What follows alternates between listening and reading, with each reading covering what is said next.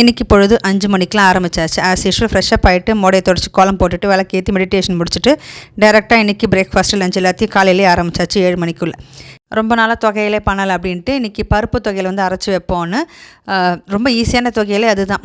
வெறும் வரமிளகாயும் பருப்பும் இருந்தால் போதும், ஒரு சில தேங்காய், இவ்வளோ தான். இதை மட்டும் வறுத்து நம்ம அரைக்கும்போது உப்பு சேர்த்து அரைச்சிட்டோன்னா தொகையில் ரெடி. நல்லெண்ணெயில் கடுகு தாளிச்சிட வேண்டியது, இவ்வளோ தான். வாரத்துக்கு ஒரு 2 நாள் இல்லை 3 நாள் தொகையில் இருக்கும். ஸோ இப்போ கொஞ்ச நாளாக தொகையிலே சேர்க்கல, இன்றைக்கி இதை செய்வோம் அப்படின்ட்டு.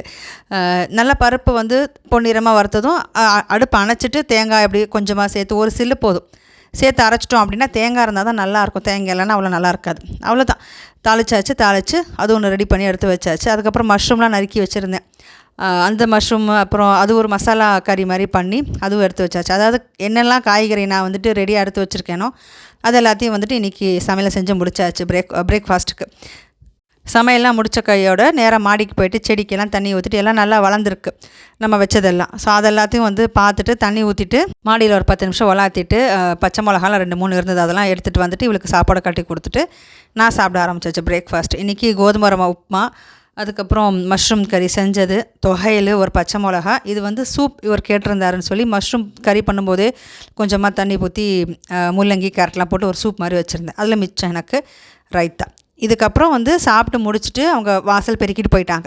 அதுக்கப்புறம் வந்து கோலமெல்லாம் போட்டு வச்சுருவோம்.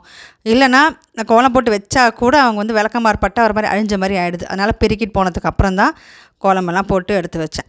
கொஞ்சம் டீ இருக்குது, அதை சுடு பண்ணி குடிச்சிட்டு கொஞ்சம் நேரம் ரெஸ்ட் எடுத்துகிட்டு அதுக்கப்புறம் நிதானமாக வீட்டு வேலை ஒவ்வொன்றா செய்ய ஆரம்பிக்க வேண்டியது.